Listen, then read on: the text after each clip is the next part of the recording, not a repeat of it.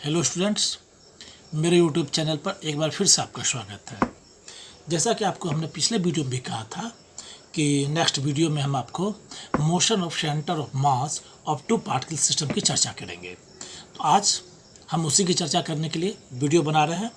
इस वीडियो में हम आपको बताएंगे अगर दो अलग अलग मास का ऑब्जेक्ट हो और दोनों एक कंबाइंड सिस्टम ले लिया जाए तो उस कंबाइंड सिस्टम का सेंटर ऑफ मास का मोशन कैसा होगा और किस दिशा में होगा अगर दोनों पार्टिकल अलग अलग मूव कर रहा हो। तो असल में दो पार्टिकल है तो दो पार्टिकल सिस्टम का सेंटर ऑफ मास जो होता है वह सर्किल दोनों पार्टिकल से अलग उसके बीच में जो ज्वाइनिंग लाइन पर कहीं पर होता है। ठीक है, चूँकि दोनों का मास अलग अलग है। जैसे दो एक बीम बैलेंस ले लीजिए तो दो तराजू का पलरा जो है दोनों पलरा का जो टोटल सेंटर ऑफ मास होता है उसके जहाँ पर हम उसको पकड़ते हैं बीम को उसके बीच में होता है। ठीक है, तो वैसे कंडीशन में वैसा टू पार्टिकल सिस्टम है और दोनों एक समान एक डायरेक्शन में नहीं मूव करके एक दूसरे की ओर मूव कर रहा हो, एक दूसरे से अभी मूव कर रहा हो या एंगुलर मूव कर रहा हो, तो इस कंडीशन में क्या होगा कि आपका सेंटर ऑफ मास भी शिफ्ट करेगा, सेंटर ऑफ मास भी मूव करेगा और सेंटर ऑफ मास के मूव करने के कारण जो आपका रिजल्टेंट वेलोसिटी दिखाई पड़ेगा सेंटर ऑफ मास का वह अलग दिखाई पड़ेगा। तो आज हम इसी बात की चर्चा करते हैं। बिना ज़्यादा समय गंवाए हुए सीधे आते हैं बोर्ड पर और ड्रा करते हैं डायग्राम और साथ साथ डिराइव करते हैं इक्वेशन सेंटर ऑफ मास के मोशन के लिए। तो अब हम बात करते हैं सबसे पहले एक्स वाई जेड कोऑर्डिनेट की। कोई एक्स वाई जेड हम कोऑर्डिनेट ले लेते हैं। ठीक है, ये एक्स है, ये वाई है, ये जेड कोऑर्डिनेट है।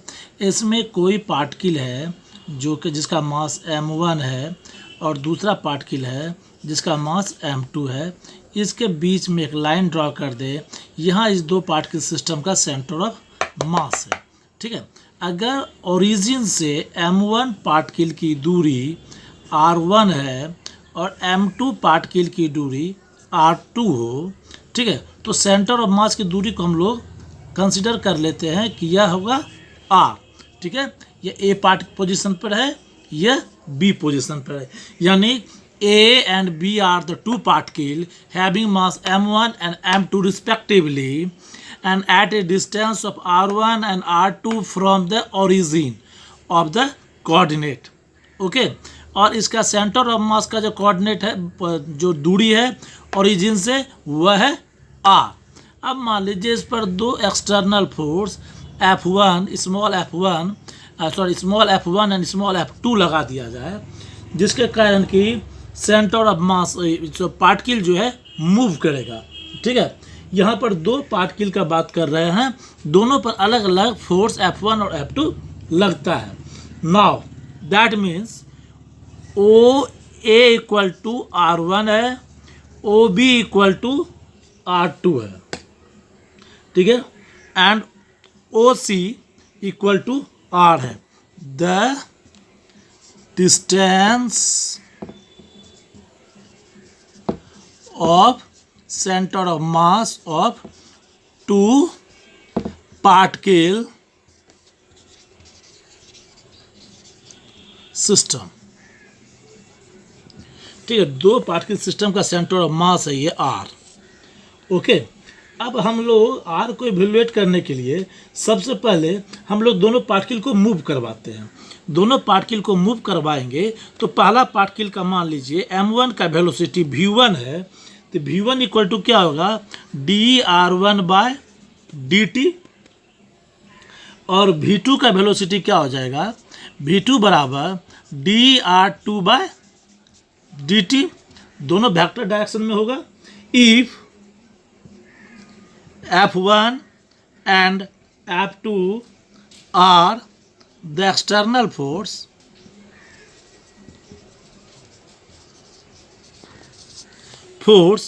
and capital F1 and capital F2 are internal force।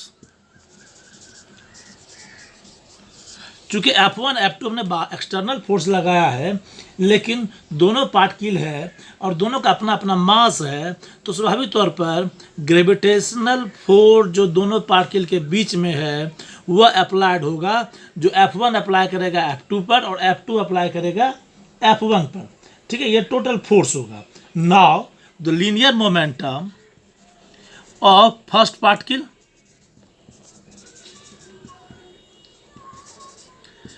P1 बराबर क्या हो जाएगा, m1 v1,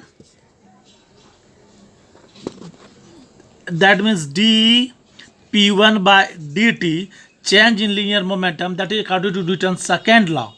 Newton second law कहता है change in linear momentum equal to force. तो टोटल फोर्स जो फर्स्ट पार्टिकल द्वारा लगाया गया होगा वह होगा F1 plus capital F1 and linear momentum of second particle P2 equal to क्या हो जाएगा, M2 V2, that means second law यहाँ भी लिख दीजिएगा, dP2 बाय dt बराबर क्या हो जाएगा, capital small f2 plus capital f2। यहाँ भी दोनों फोर्स लग जाएगा, इस पर एरो का निशान दे दीजिए चूँकि यह वेक्टर है। ठीक है ना, total force that means small f1 plus capital F1 plus small f2 plus capital F2, that is dP1 by dt plus dP2 by dt। चूँकि यह दोनों फोर्स कैपिटल F1 और small f1 equal and opposite होगा, दोनों एक दूसरे पर लगेगा और एक दूसरे के अपोजिट होगा। सो इसका अगर पॉजिटिव लेंगे तो इसको हम लोग निगेटिव ले लेंगे, F1 equal to minus F2 हो जाएगा, इसलिए यह दोनों फोर्स जो है एक दूसरे को कैंसिल कर देगा। सो बचेगा क्या, F1 प्लस F2 बराबर dP1 by dt plus dP2 by dt। अब P1 और P2 का वैल्यू पुट कर दे तो क्या हो जाता है, d F1 प्लस F2 बराबर d m1 v1 by dt plus d m2 v2 by dt। Let the total force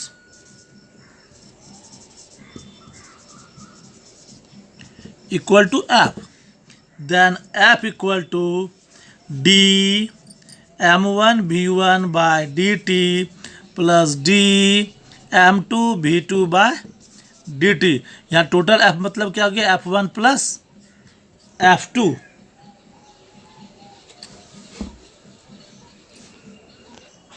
that means F बराबर d by dt m1 v1 plus m2 v2। अब v1 का जगह पर लिख दे dr bye dt, तो क्या हो जाएगा, d by dt m1 dr1 by dt plus m2 dr2 by dt।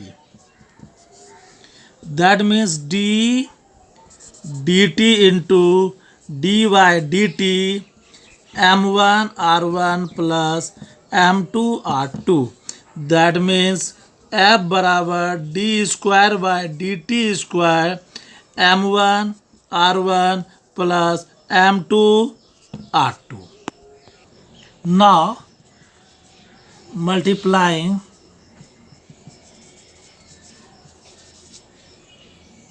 Numerator and denominator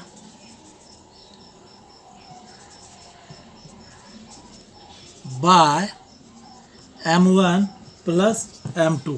तो क्या था क्वेश्चन में, d square by dt square m1 r1 plus m2 r2 into m1 plus m2 bye m1 plus m2 बराबर f। That means m1 plus m2 d square by dt square m1 r1 plus m2 r2 by m1 plus m2 बराबर f. We know that this is the coordinate of center of mass. So m1 r1 plus m2 r2 by m1 plus m2 बराबर r. So m1 plus m2 d square by dt square r बराबर f. तो यह equation बनता है centre of मास का। इसका मतलब हो जाता है ये f बराबर क्या हो जाएगा, m1 plus m2 d square r by dt square बराबर f1 plus f2 that is m1 plus m2 d square r by dt square बराबर d r1 by m r1 plus d r1 by dt plus m2 d r2 by dt. That means m1 plus m2 r equal to m1 r1 plus m2 r2.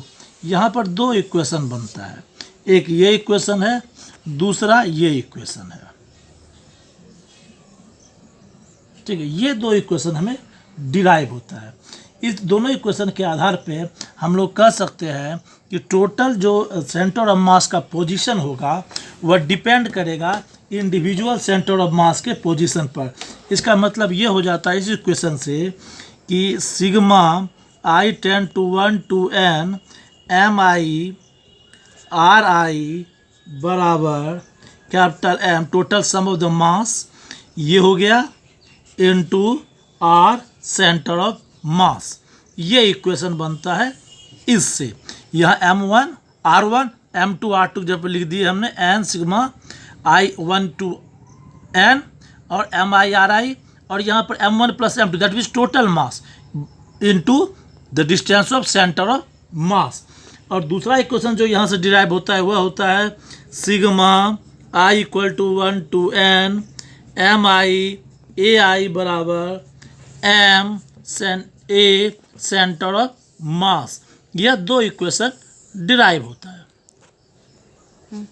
इसका मतलब है कि centre of मास का जो acceleration होगा, अलग अलग particle का जो एक्सेलरेशन होता है उसके सम के बराबर होता है. ठीक है, यानी कि टोटल चेंज इन मोमेंटम जो है वह इंडिविजुअल चेंज इन मोमेंटम के सम के बराबर होगा. अगर पार्टिकल में एक्सेलरेशन जीरो होगा, अलग अलग पार्टिकल का एक्सेलरेशन जीरो होगा, तो सेंटर ऑफ मास का भी एक्सेलरेशन जीरो होगा. सेंटर ऑफ मास तभी एक्सेलरेशन गेन करेगा जब टोटल सिस्टम ऑफ पार्टिकल को भी अलग अलग एक्सेलरेशन मिलेगा. आज के वीडियो में इतना सा ही. नेक्स्ट वीडियो में हम आपसे बात करेंगे कि linear momentum and it's coordinate value, और उसके बाद जो है हम लोग रोटेशनल मैकेनिक्स में चले जाएंगे. रोटेशनल मैकेनिक्स में हम लोग पढ़ेंगे मोमेंट ऑफ इनर्शिया, जायरेशन, इन सब चीज़ों की चर्चा करेंगे. एंड आज के वीडियो में बस इतना सा ही. नेक्स्ट हम अगले वीडियो में आपसे मुलाकात करते हैं. तब तक के लिए अलविदा. और लास्ट में हम फिर से आपको कहेंगे हमारे चैनल को लाइक शेयर सब्सक्राइब जरूर करें. धन्यवाद.